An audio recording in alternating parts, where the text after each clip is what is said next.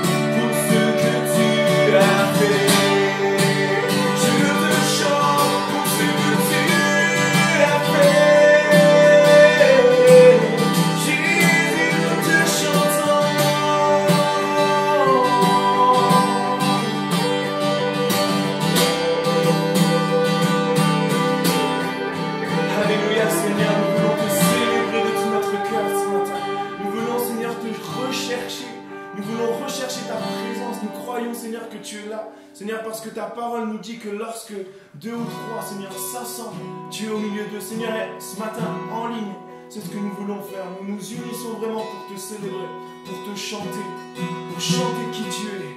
Alors reçois simplement ces chants, reçois cette louange qui s'élève vers toi, Jésus. Qui suis-je pour que le roi des cieux nous reçoive?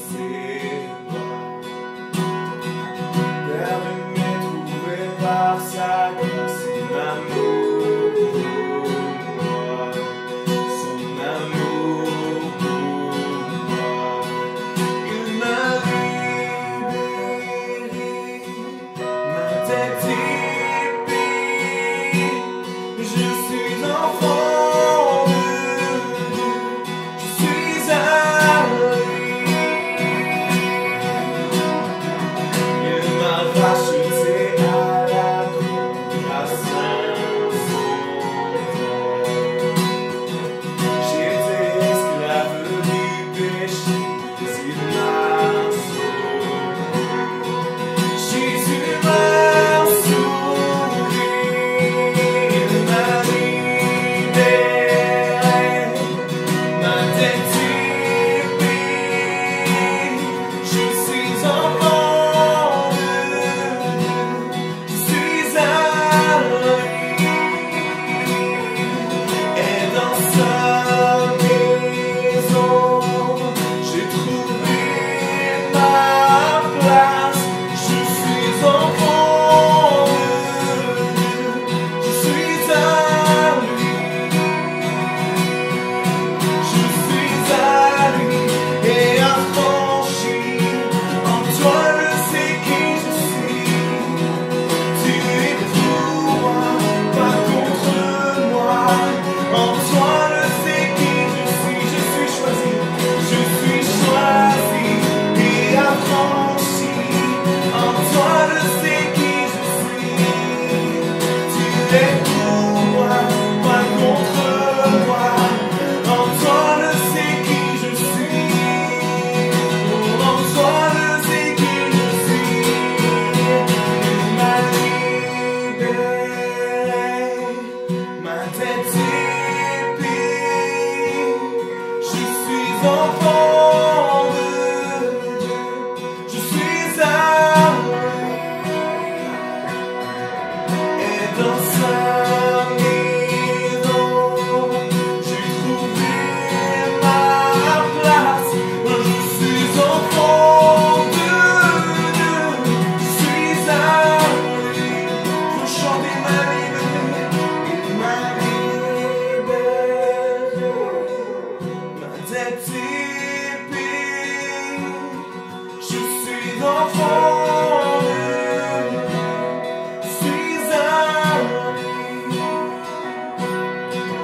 Et dans sa maison, j'ai trouvé ma place. Je suis enfant de Dieu, je suis à lui. Je suis enfant de Dieu, je suis à lui.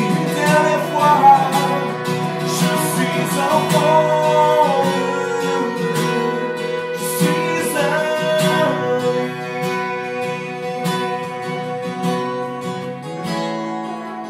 Nous sommes à toi, Seigneur.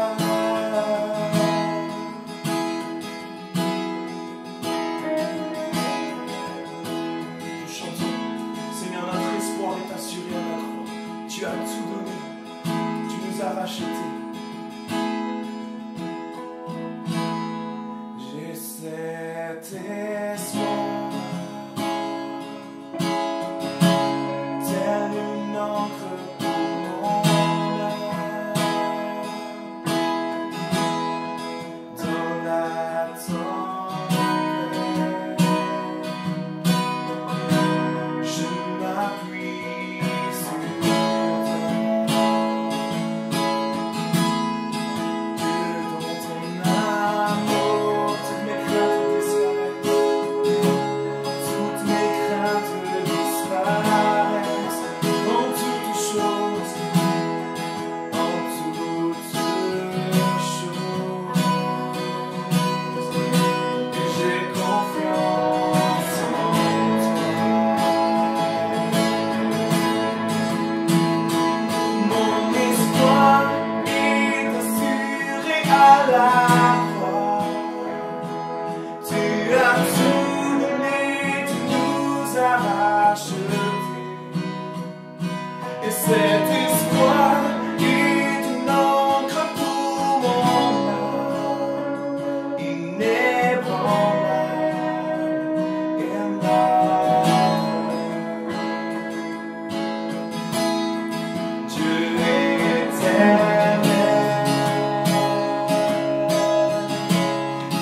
étais, tu seras. Tu es fidèle, toujours près de moi, et mon espoir est assuré à la croix. Tu as tout donné, tu nous as rachetés. Et cet espoir est une encre pour mon âme, inébranlable et inarrêtable. Mon espoir est assuré à la croix. Tu as tout donné, tu nous as rachetés. Et cet espoir est une encre pour mon âme, inébranlable et inarrêtable.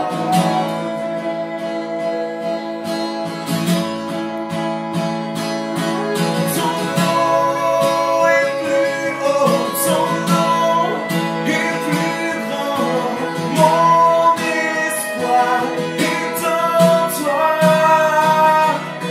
Ta parole est certaine, tes promesses sont parfaites.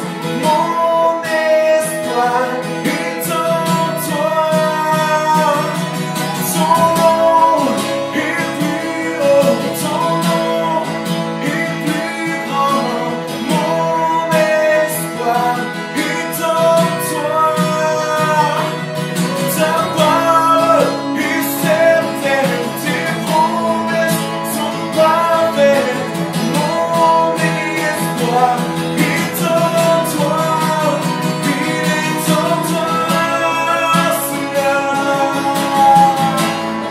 Mon espoir est en toi, oh Dieu, Jésus. Oh, Seigneur, on te glorifie. Mon espoir est assuré à la croix. Tu as tout donné, tu nous as rachetés. Cet espoir est une encre pour mon âme, inébranlable et inarrêtable. Mon espoir est assuré à la croix. Tu as tout donné, tu nous as rachetés. Et cet espoir est une encre pour mon âme, inébranlable et inarrêtable.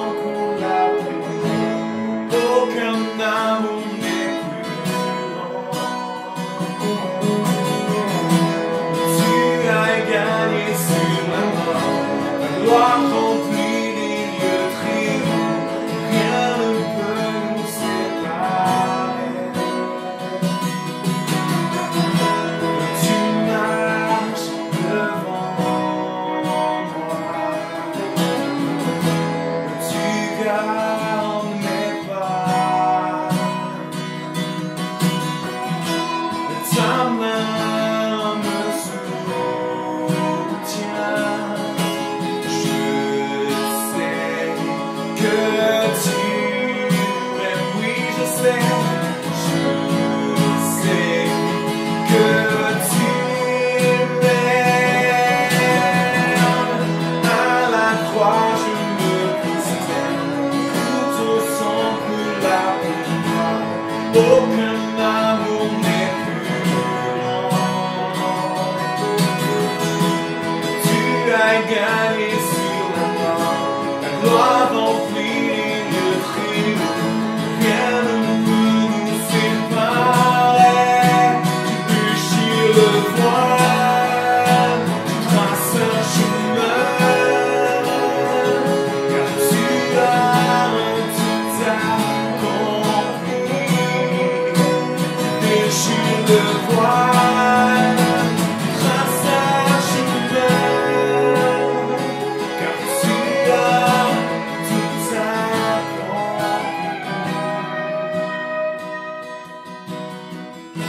Si tout s'effondrait devant mes yeux, tu resterais là. Je sais que tu m'aimes. Je sais que tu m'aimes. À la croix je me prosterne, tout ton sang coule la peau. Aucun amour n'est plus grand. Tu as gagné sur la mort, la gloire remplit les lieux triomphes.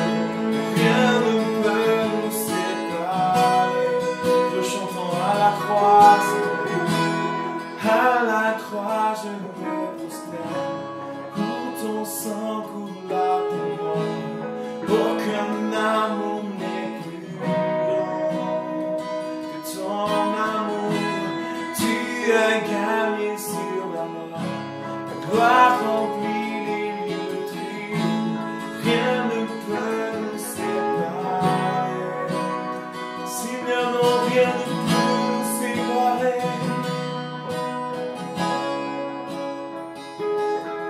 Car tu as tout accompli. Seigneur, nous voulons t'élever, nous voulons élever nos voix pour chanter tes merveilles, pour chanter tes louanges. Tu es le grand vainqueur, tu es le libérateur. C'est devant ton trône que nous voulons le tenir, Jésus.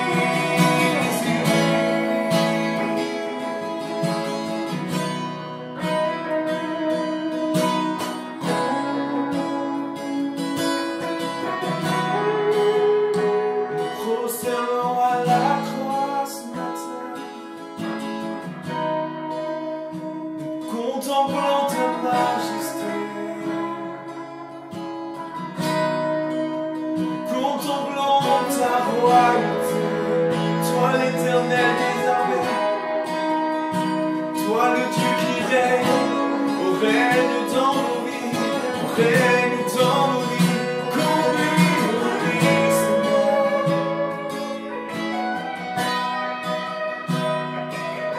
Seigneur, que ce matin notre louange monte vers toi, que notre adoration monte vers toi. Nous contemplons ta face, nous contemplons tes merveilles et ta beauté, oh Dieu. Ton nom est digne d'être élevé. Tu es l'alpha et l'oméga. Tu es le commencement, Seigneur.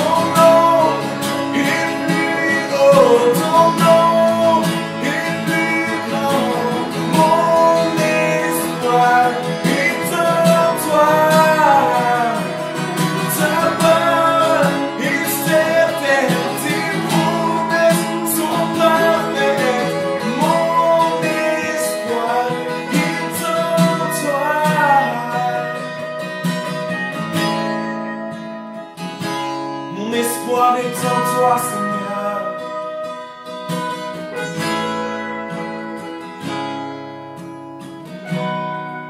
Alléluia, Seigneur, merci pour ce temps avec toi, ce temps dans ta présence.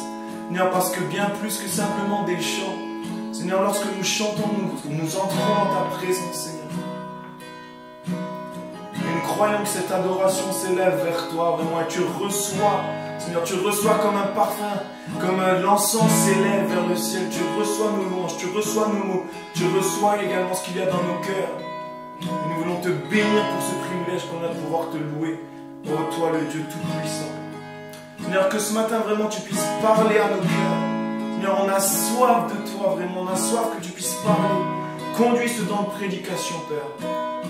Dans le nom de Jésus, on te prie pour ça maintenant, Jésus-Christ. Amen. Bienvenue ce matin pour ce temps de message. J'ai la joie de pouvoir apporter ce que j'ai sur le cœur. Ça fait à peu près 5-6 semaines que je suis en train de vivre quelque chose d'assez particulier. Et c'est dans cette situation que ce message est né. J'aimerais vraiment t'expliquer le contexte. Peut-être que tu vas t'y retrouver, peut-être que tu vas t'identifier à tout ça. En tout cas, ce message, vraiment, je veux que ce soit un message d'encouragement pour chacun d'entre eux. Il y a 5-6 semaines, je suis parti en vacances avec ma femme et avec des amis. C'était vraiment des bons moments, des temps de qualité. On a kiffé ensemble, le soleil était là, toutes les conditions étaient réunies, c'était vraiment top. Le problème, c'est que lorsque je suis rentré, j'ai eu comme un contre-coup. J'ai eu comme une petite claque. J'étais pas bien au fond de moi, petit à petit. C'est comme s'il y avait un vide, comme si tout était sec en moi. Il y a quelque chose que je comprenais pas. J'avais comme envie de ne plus rentrer dans les habitudes, de ne plus recommencer le train-train quotidien, etc. Et c'est vrai que au fond de moi, j'étais comme vide. Et j'essayais de comprendre pourquoi. J'essayais de mettre des mots, de comprendre les raisons pour lesquelles j'étais comme ça. Je me suis dit, est-ce que c'est le besoin de repartir en vacances? Non. Est-ce que c'était peut-être le fait de passer du soleil à la pluie torrentielle? C'est vrai que j'ai essayé de mettre des mots et j'ai compris en fait que la sensation, l'état dans lequel j'étais était simplement un désert. J'étais en train de traverser un désert. Et ce matin, j'aimerais parler du désert. Peut-être que lorsque tu entends ce mot désert, tu as plusieurs images qui viennent. Peut-être que certains vous pensez au désert du Sahara avec ses grandes dunes de sable, avec ses cactus, avec ses dromadaires, ses chameaux, etc. Peut-être que pour d'autres, c'est d'autres types de déserts, d'autres images qui vous viennent en tête. J'ai eu la chance de traverser une partie du désert du Negev qui est en Israël. J'ai eu la chance de traverser ce désert à d'autres dromadaires et c'est pas du tout un désert de sable, c'est un désert pierreux. Voilà, il y a vraiment différents types de déserts et dans notre vie de tous les jours, on peut rencontrer des déserts. Dans ta vie, tu peux rencontrer un désert et j'étais en train de traverser un désert. En réalité, un désert, c'est un lieu hostile et souvent inhabité. C'est un lieu où les conditions de vie sont vraiment compliquées. Et dans notre vie de tous les jours, de la même manière, on peut être amené à traverser certaines fois des déserts, à traverser un ou plusieurs déserts. Le désert, c'est le lieu, c'est l'endroit où tu n'as pas prévu d'aller.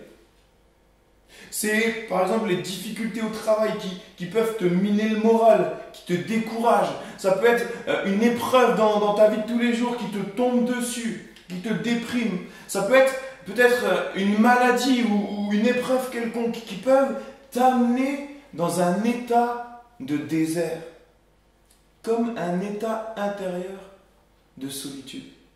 Ça, c'est le désert. Et peut-être que tu traverses un désert ou peut-être que tu as traversé des déserts. Il y a différents types de déserts dans notre vie de tous les jours. Il y a des déserts qui sont provoqués par la vie, sans qu'on le veuille. Des soucis qui nous tombent dessus, mais qu'on n'a pas provoqués.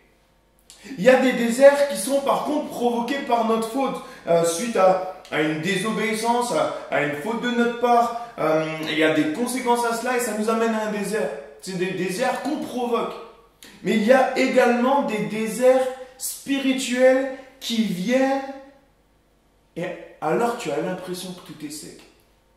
Et c'est ce type de désert que je vivais. J'avais vraiment l'impression d'être vidé, comme si je m'attendais à ce que Dieu agisse dans certains domaines et j'avais l'impression d'être seul, l'impression de ne pas avoir de réponse. Ça, c'est des déserts spirituels.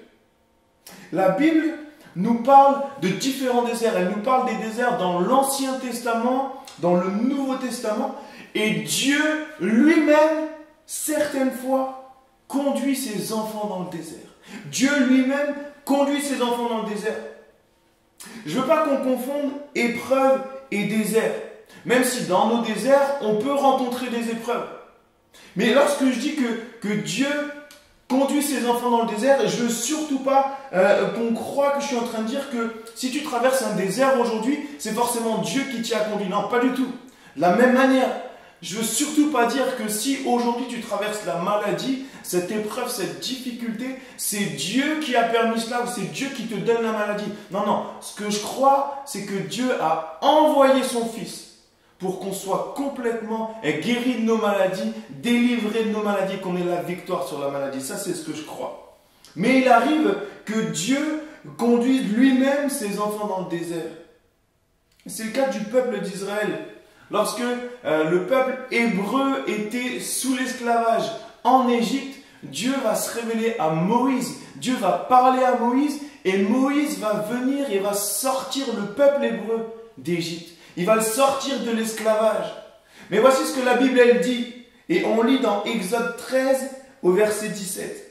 Lorsque le Pharaon laissa partir le peuple, Dieu ne le conduisit pas par le chemin qui passait par le pays des Philistins, même si c'était le plus direct. Dieu se dit en effet, le peuple pourrait éprouver des regrets en rencontrant la guerre et retourner en Égypte. Verset 18. Dieu fit donc faire au peuple un détour par le chemin du désert vers la mer des roseaux. Dieu va conduire lui-même le peuple dans le désert. Imagine un peu l'Égypte qui est là avec Ramsès, le peuple hébreu quitte Ramsès et voilà que la terre promise est plus ou moins horizontalement à l'est. Et il y a la route côtière qui est là, qui est vraiment au nord d'Israël. Mais Dieu ne va pas conduire le peuple vers cette route côtière. Dieu va le faire passer au sud, dans le désert, pour le faire remonter. Mais ce n'est pas du tout le raccourci. Ce n'est pas du tout le raccourci. Et Dieu va conduire le peuple dans le désert pour plusieurs raisons. La première, c'est pour éviter la guerre. Parce que en voyant cela, le peuple hébreu se serait découragé et aurait voulu retourner en Égypte. Mais Dieu a conduit le peuple dans le désert également parce qu'il veut apprendre au peuple à se laisser conduire par lui. Il veut se faire connaître au peuple. Il veut se faire connaître au peuple. Le désert est un lieu de révélation. Le désert est un lieu de révélation. Dieu utilise des déserts pour se révéler à nos cœurs, pour se faire connaître. Dieu s'est lui-même révélé à Moïse dans le désert au travers du buisson ardent. Dieu utilise les déserts pour se révéler. Et comprenez bien, le peuple hébreu qui est sous l'esclavage en Égypte depuis plus de 400 ans, et voilà qu'il a entendu parler de Dieu. Il connaît Dieu au travers des histoires des ancêtres, au travers des histoires que leurs pères leur ont racontées. Mais voilà que le peuple hébreu en réalité ne connaît pas Dieu personnellement. Et Dieu va permettre de conduire ce peuple dans le désert pour se révéler à eux personnellement.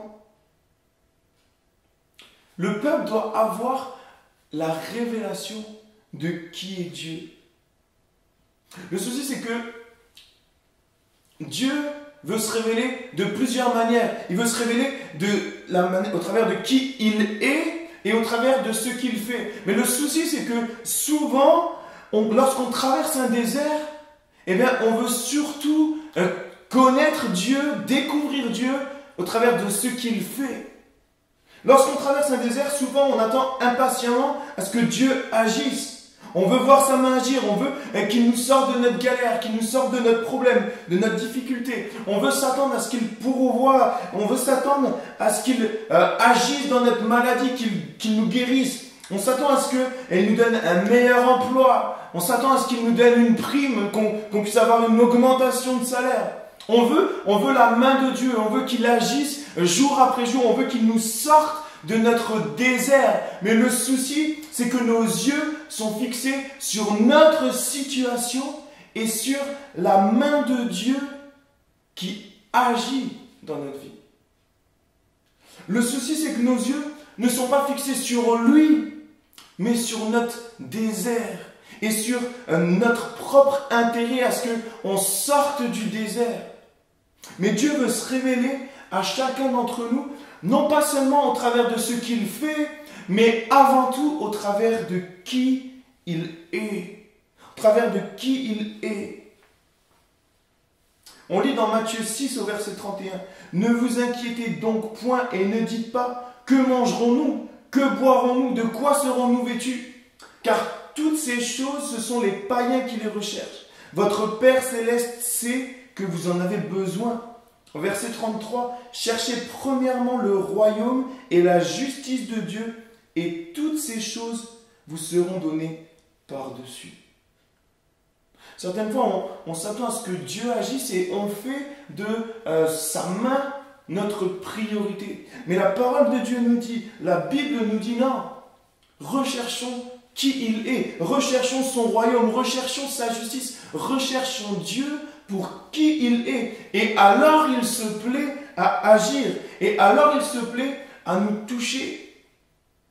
Si nous tournons nos regards fixés sur notre situation vers Dieu, si notre désir, si notre but est d'apprendre à le connaître, à rechercher qui il est, alors il se plaît à agir dans notre situation.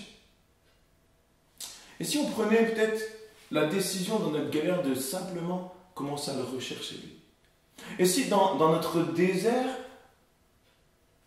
eh bien, on cherchait simplement qui il est?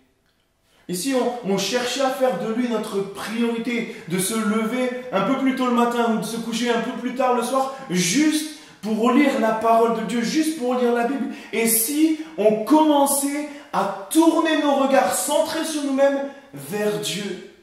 Ça, c'est le plan de Dieu, c'est le projet de Dieu. Parce que le désert est un endroit de révélation. Dieu veut se révéler. Dieu veut se révéler à nos cœurs.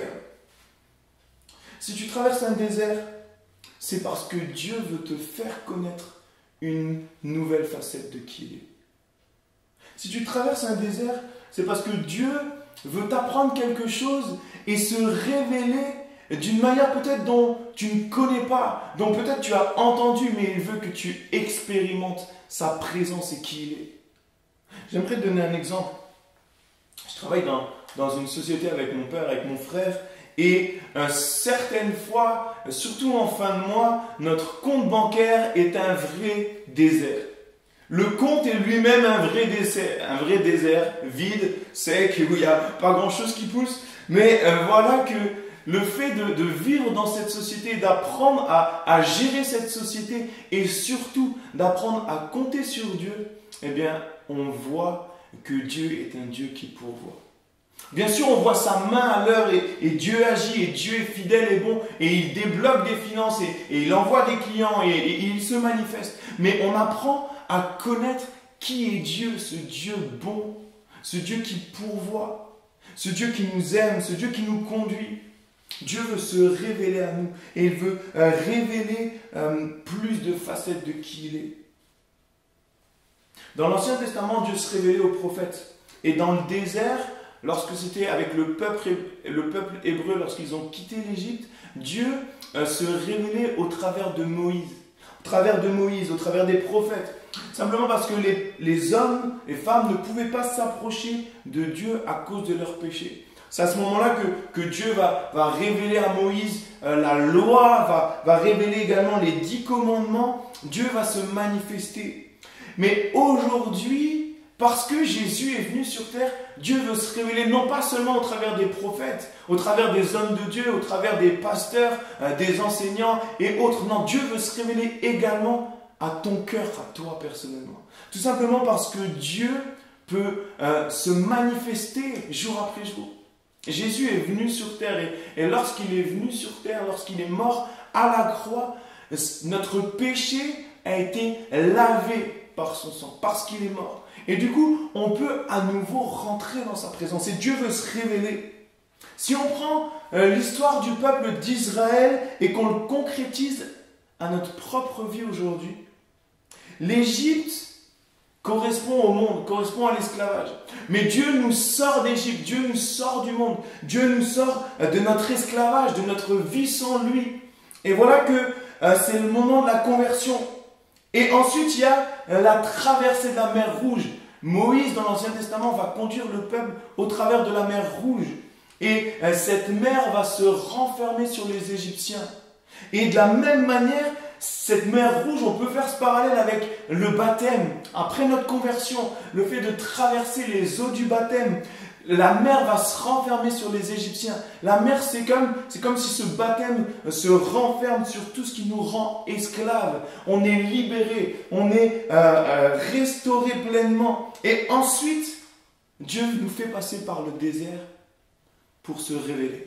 Ensuite, Dieu nous fait passer dans le désert parce que c'est un lieu de formation. Dieu veut nous apprendre, avant d'arriver en terre promise, comment être équipé pour la terre promise.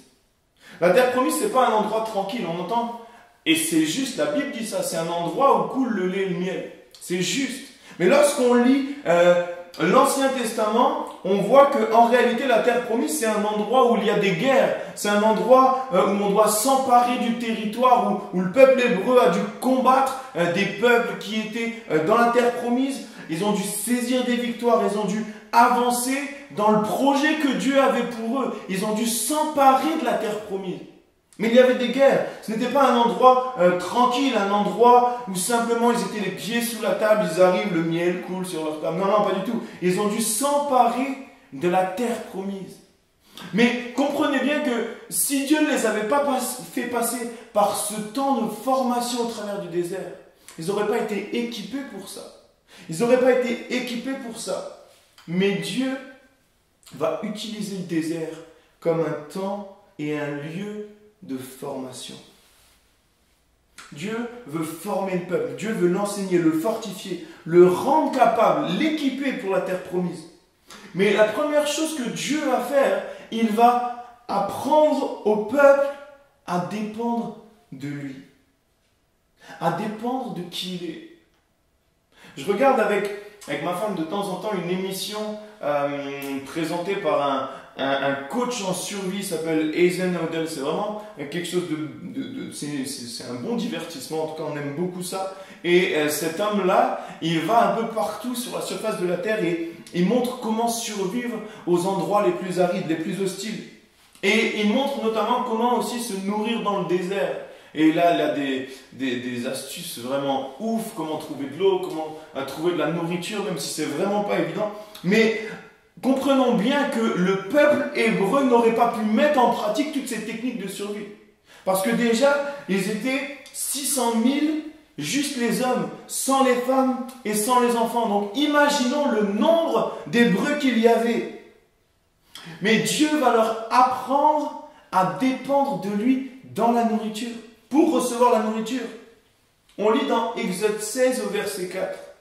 L'Éternel dit à Moïse, « Je vais faire pleuvoir du pain pour vous depuis le ciel.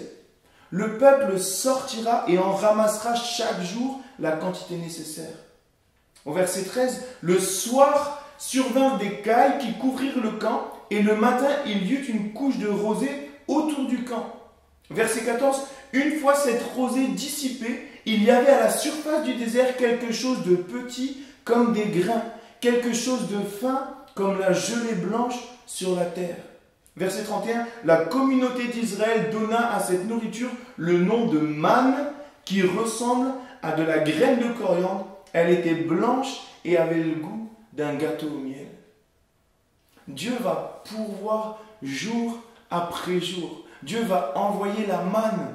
Et ce grain était travaillé, et ça donnait comme des galettes, des gâteaux qui avaient le goût de gâteau au miel.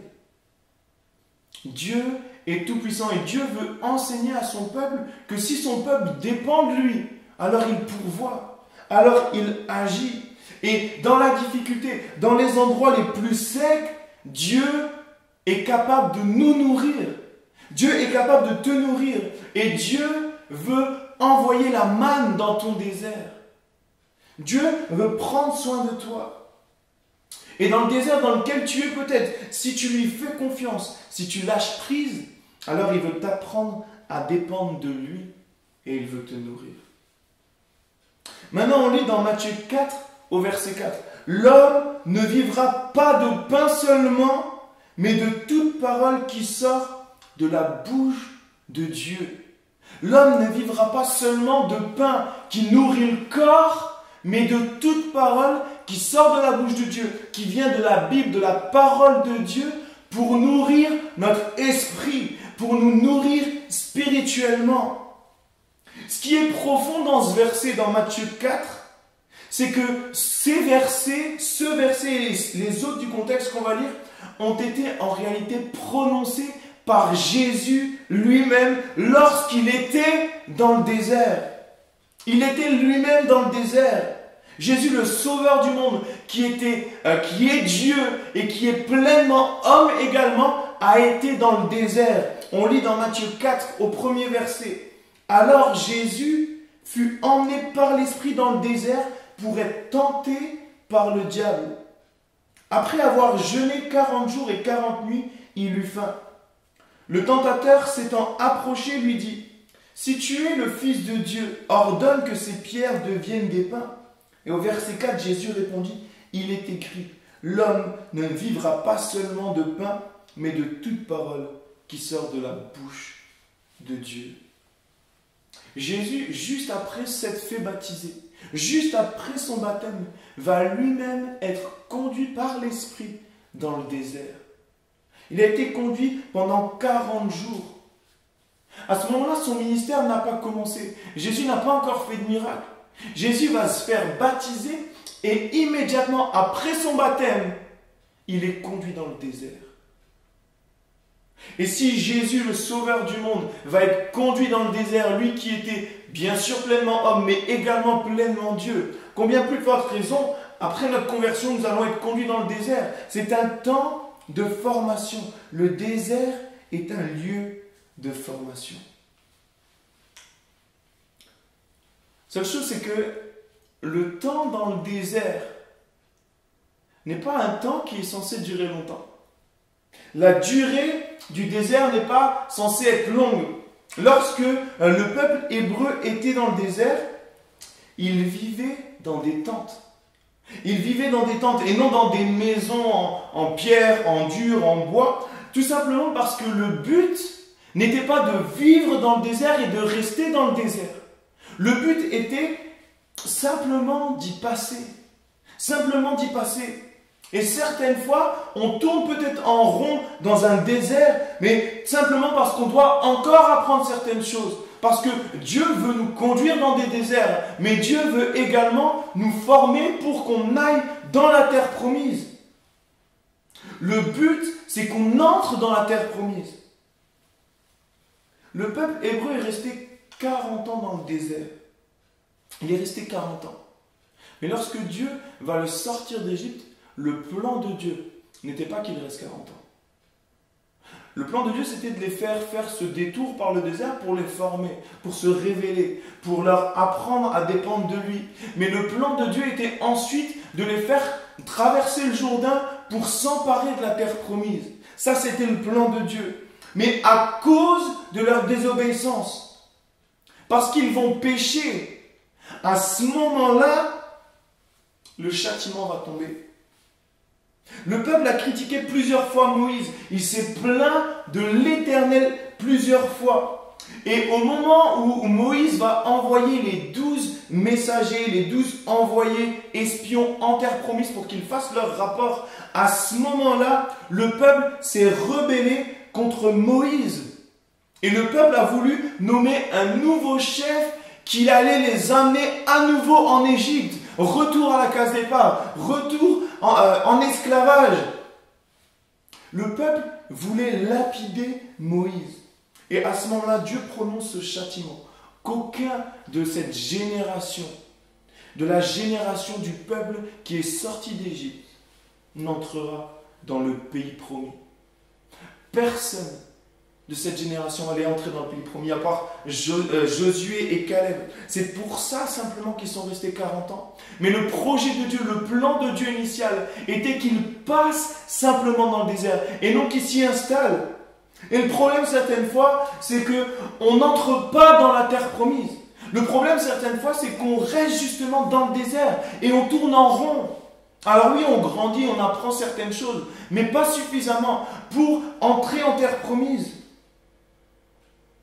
Dieu a des projets pour nous. Dieu a des projets pour nous. Et même si on passe par un temps de désert, c'est simplement pour nous amener plus loin. On lit dans Jérémie 29, 11, ce verset, peut-être tu as déjà entendu, peut-être que tu connais. Il est écrit « Car je connais les projets que j'ai formés sur vous, dit l'Éternel. Projets de paix et non de malheur, afin de vous donner un avenir et de l'espérance. » Le projet de Dieu, le plan de Dieu pour ta vie, ce n'est pas le désert. Le plan de Dieu pour ta vie, ce n'est pas un mal-être intérieur, une sensation de tourner en rond. Le plan de Dieu pour ta vie, c'est un plan de paix, un projet de paix, un projet d'avenir. Sa parole le dit, ses promesses le disent. Et il est bon de s'appuyer sur ses promesses. Ça, c'est le plan de Dieu. Ça, c'est le projet de Dieu. Quitte le désert. Mais pour cela, il est important de comprendre ce qu'il y a à apprendre dans le désert. J'aimerais simplement conclure ce matin. Dieu veut se révéler à nous dans le désert. Commençons, peut-être si tu es dans un désert, ou même si tu ne l'es pas, bien évidemment, à plus forte raison, il est important de rechercher Dieu. Il est important de chercher à ce que Dieu se révèle à notre cœur. Il y a quelques semaines, j'étais vraiment pas bien et je me suis fait violence. Et c'est comme si mon regard petit à petit a changé. De cette situation où j'étais déprimé, où j'étais mal, j'étais vraiment mal en moi alors que tout va bien dans ma vie, je suis vraiment heureux, mais j'étais il y avait comme un vide en moi. Et mon regard, je l'ai forcé à se tourner et à ne plus rester fixé sur mon état, mais fixé sur Dieu. Et j'ai commencé à rechercher Dieu d'une manière plus précise, plus intense. Et Dieu m'a parlé dans certains domaines. Dieu m'a amené plus loin dans certains domaines. Et le but, c'est que je sorte de ce désert pour rentrer en terre promise. Et peut-être que ce matin, tu es aussi dans cet état-là, dans cet état de désert. Le désert, c'est un peu comme un lieu de remise en question. Un lieu où on est face à nous-mêmes. Un lieu où Dieu veut nous montrer notre état, l'état de notre cœur. Un peu comme un miroir. J'étais une personne qui trouve son identité, je veux dire, dans ce que je fais. Dans la performance, dans le fait de servir, dans le fait de faire et toujours faire plus, etc. Et le souci de ça, c'est que lorsqu'il y a eu le Covid, lorsqu'il y a eu justement ce confinement et que tous ces projets sont arrêtés, c'est comme si il y a eu un gros vide en moi. Et justement ce désert m'a permis, et Dieu a permis ça, pour me montrer mon état, pour me montrer qui je suis réellement.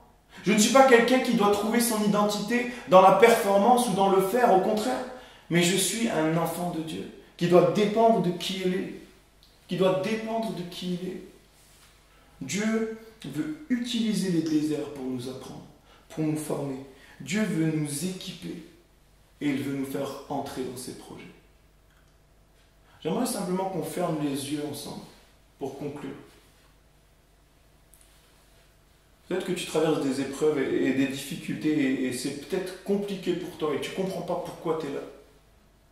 Simplement, soyons sages de ne pas accuser Dieu de certaines choses qu'il n'a pas fait.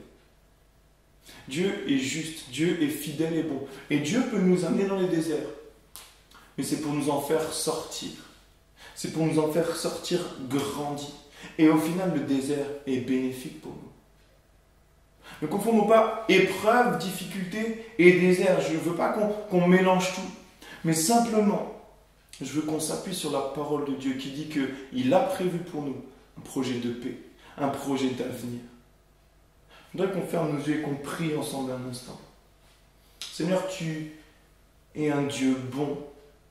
Seigneur, et tu es un Dieu qui utilise les déserts pour nous rappeler que tu es ce Dieu bon, que tu es ce Dieu saint, que tu es ce Dieu juste, et tu veux te révéler à nos cœurs. Seigneur, et je te prie d'utiliser vraiment les déserts pour parler à nos cœurs, pour impacter nos cœurs. Seigneur, et on veut s'accrocher à toi, s'accrocher à qui tu es. Seigneur, rechercher non pas seulement ta main, mais rechercher qui tu es, Seigneur. Je te prie de nous former aussi pendant ces temps de désert. De nous former, Seigneur, de nous équiper pour que nous puissions gagner du terrain en terre promise, que nous puissions saisir cette plénitude de vie, rentrer dans cette plénitude de l'esprit, cette marche par l'esprit comme tu le désires, comme tu l'as en réserve pour nous. Seigneur, c'est notre prière. Je te prie vraiment de nous conduire dans tes plans, de nous conduire dans tes projets, pour la gloire de ton nom. Seigneur, et on veut s'appuyer sur ta parole, Seigneur, sur tes promesses. Seigneur, je crois que tu as des projets pour chacun d'entre nous, des plans précis. Seigneur, et je crois que tu ne veux pas qu'on tourne en rond dans le désert. Seigneur, aide-nous à passer le Jourdain. Aide-nous à entrer en terre promise. Seigneur, révèle-toi à chacun des cœurs, Seigneur, pour simplement montrer ce qu'on a à apprendre, montrer là où on doit progresser, ce qu'on doit changer, là où on doit se remettre en question. Seigneur, c'est notre désir. Mais que tout cela serve à ta gloire, Père. Dans le nom de Jésus. Dans le nom de Jésus. Amen. J'aimerais juste, avant qu'on termine, qu'on chante ce chant qui dit grâce infinie. Grâce infinie, notre Dieu qui nous a sauvés. Nous qui allions de lieu en lieu errant, Dieu nous a sauvés. Qu'on puisse simplement terminer cet instant en louange ensemble.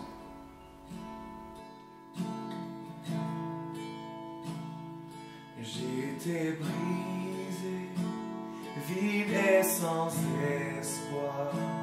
Ta grâce m'a trouvé, m'a restauré. Je n'ai rien à moi, mais tel que je suis, tu me libères, tu me libères. Grâce infinie de notre Dieu qui un jour m'a sauvé. Oh, oh, oh, oh, j'allais errant de lieu en lieu quand tu m'as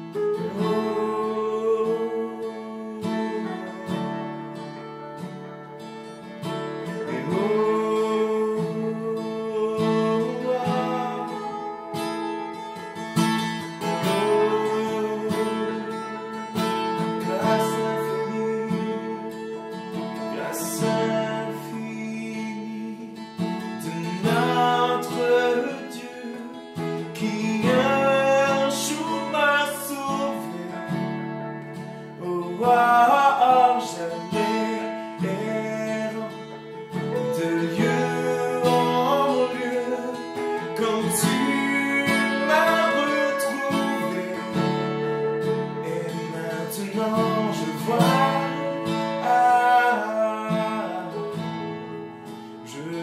l'amour, la grâce dans tes yeux, donnant ta vie pour moi,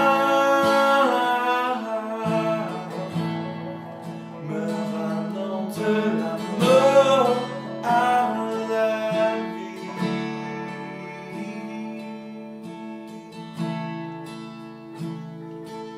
Seigneur, merci parce qu'aujourd'hui nous voyons ta grâce, parce que tu nous as sauvés, tu nous as restaurés. C'est une grâce, Seigneur, c'est un privilège. Seigneur, nous voulons te servir, nous voulons te rechercher. Seigneur, merci pour ce message. On croit que tu veux parler à plusieurs d'entre nous ce matin.